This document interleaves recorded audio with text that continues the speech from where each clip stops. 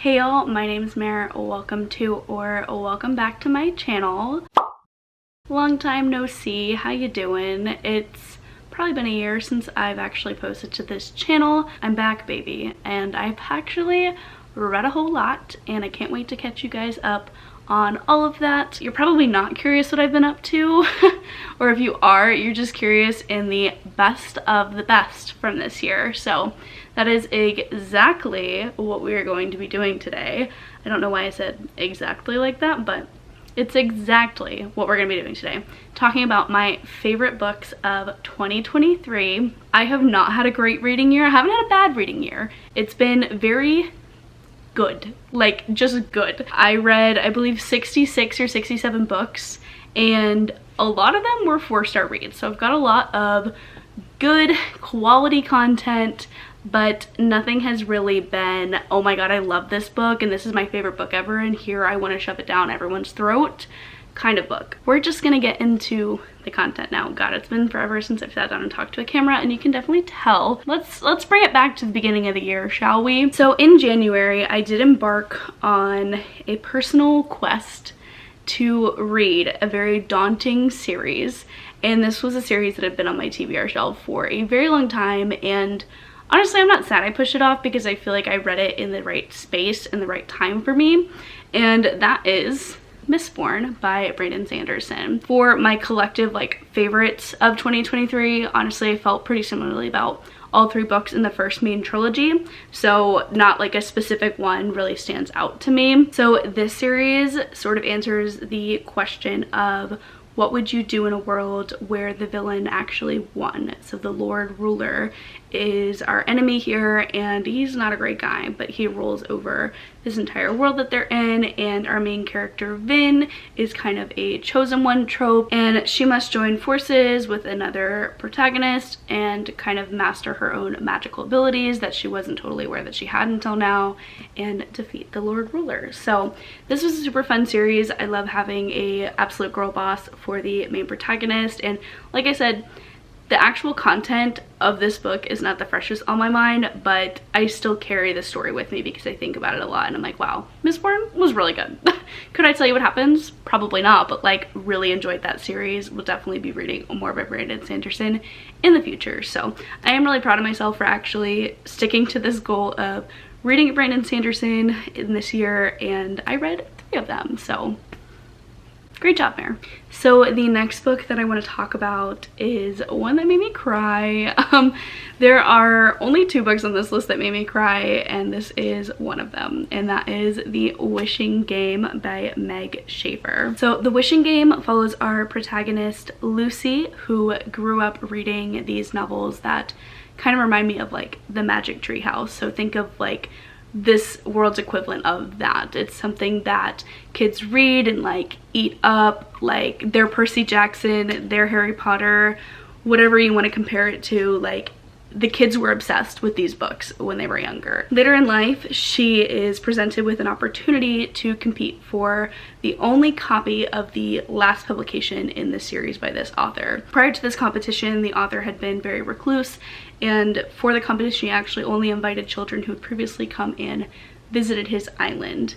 And what I really loved about this story was the connection to literary didn't feel forced. I mean, a lot of books are about books, and there's reason for that, right? Because your primary target is going to be book nerds or book people, and a lot of times I feel like the authors kind of overdo it. They're like, oh, she's a reader, she loves to read, and I'm like, yeah, I love to read, but I don't want to read about someone who loves to read. But for me, this was just such an integral part of the story, and it felt so organic. I loved it. What really sold it for me was the relationship between Lucy and Christopher. So Christopher is this 7-year-old boy, and she has this really strong connection to him. She wants to foster him and eventually adopt him, and that is her motivation for winning this competition. And I just think that is so sweet to see. You could really see how much Lucy and Christopher cared for each other and how much you wanted them to be together, and it was just such a delightful read. I really enjoyed this. Now, I can say I would understand why some people might not love this book as much. This one definitely deals with a lot of topics, and it is under 300 pages, so it doesn't necessarily focus as much time on certain elements as I would have wanted, but honestly, I didn't care. I was having a great time. I really cared for these characters, and I loved the competition element of the game. The next book that I want to talk about is a Christmas romance. Mare was in her Christmas romance era this year. I read probably like 10 Christmas romances, which is insane to me because like I only read 60 something books this year, so a good portion of the books that I read were Christmas themed, but I had a great time with it. And the favorite of the bunch was actually Lovelight Farms by BK Borison, and I should have known. The Book Talk girlies are all in this series, and for good reason. I really enjoyed this one. So this book follows Stella and Luca, and Stella owns a Christmas tree farm that is having a rough year. It's got a lot going on financially, and she needs money to basically rescue her business. And so she gets this idea to a social media contest where she says that she runs the Christmas tree farm with her boyfriend, but the only issue is she doesn't have a boyfriend, right?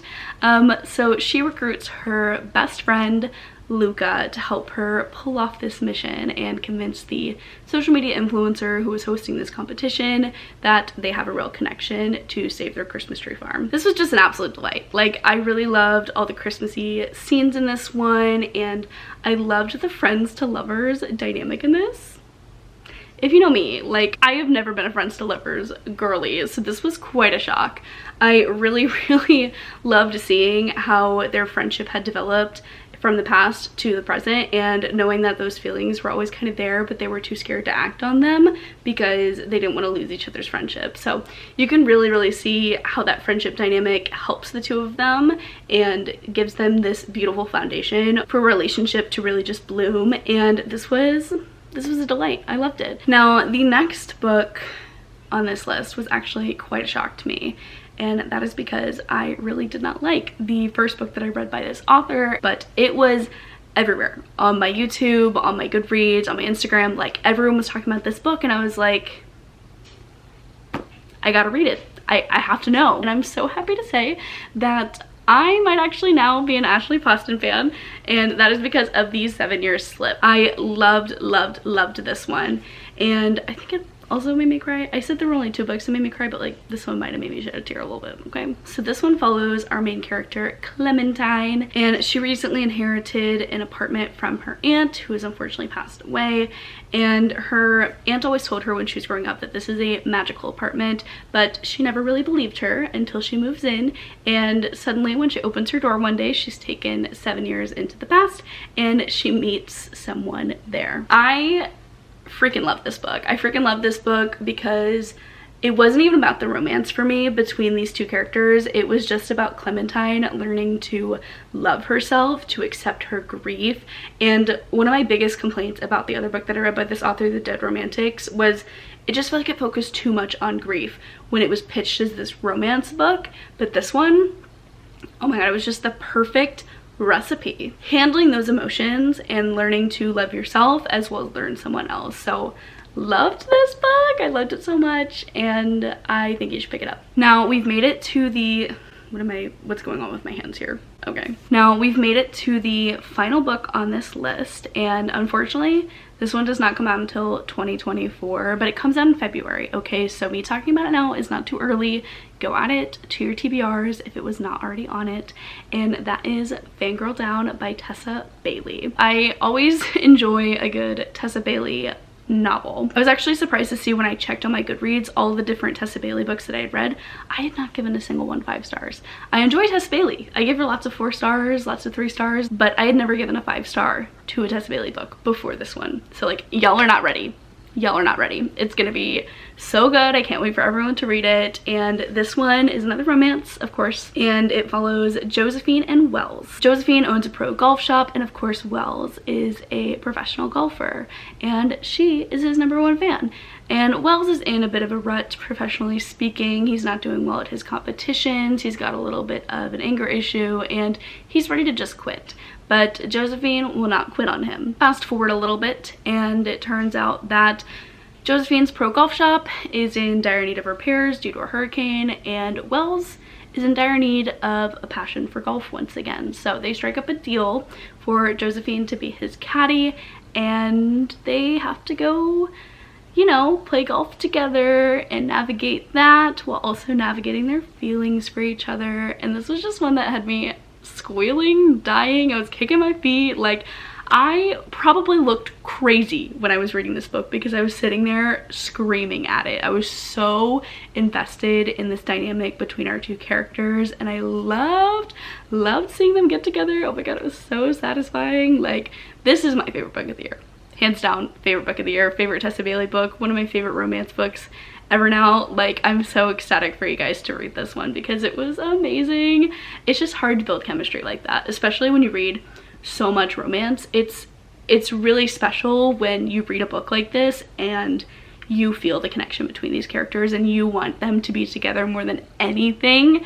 So it was just such a rewarding experience reading it. Literally, this book is one that made me remember why I love reading so much, why I love romance so much, and it's just so special. I can't wait for the next book in the series. But yeah, those are my top 5 books of 2023, my favorite reads, if you will.